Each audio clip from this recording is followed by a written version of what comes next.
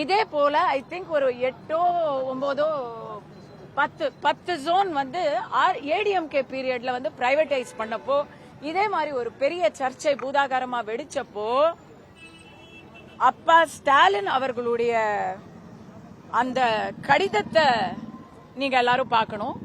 இது முதலமைச்சர், இன்றைய முதலமைச்சர், அன்றைய எதிர்க்கட்சி தலைவர் ஸ்டாலின் அவர்கள் எழுதிய கடிதம்.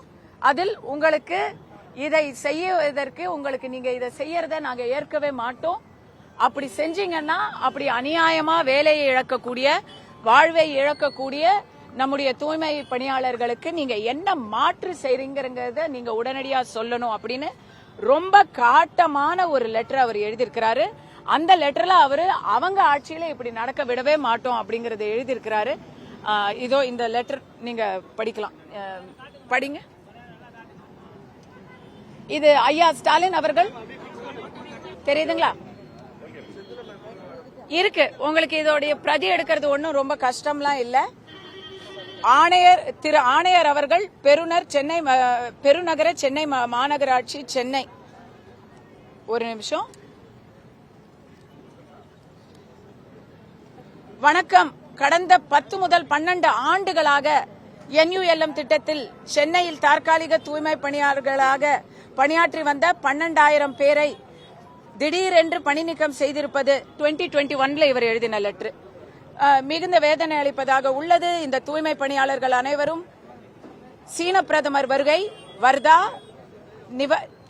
நிவர் ஆகிய புயல்கள் மற்றும் கரோனா பேரிடர் போன்ற பல்வேறு நெருக்கடி மிகுந்த காலகட்டங்களில் தூய்மை பணியாற்றியவர்கள்.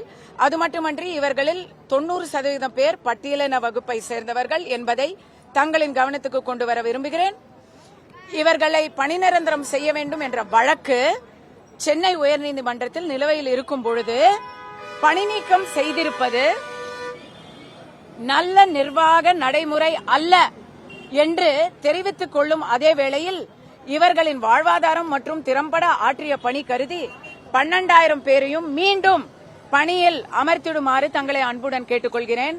உயர்நீதிமன்ற வழக்கின் முடிவிற்காக காத்திராமல் இவர்கள் அனைவரையும் பணி நிரந்தரம் செய்ய வேண்டும் என்று வலியுறுத்தி கேட்டுக்கொள்கிறேன். நன்றி. இவன் மு.க. ஸ்டாலின். 2021 இந்த லெட்டரை எழுதின முதலமைச்சர் ஐயா, இதோ 4 வருஷம் அவங்க ஆட்சியில இருந்திருக்கிறாங்க. அவங்க உயர்நீதிமன்றத்துடைய தீர்ப்புக்கு காத்திராமல் இவர்களுடைய பணியெல்லாம் நிரந்தரம் பண்ணிருந்திருக்கலாம் அவங்க நினைச்சிருந்தா. ஆனா அவங்களை ஏதாவது கேள்வி கேட்டா அவங்களுக்கு கோபம் வருது.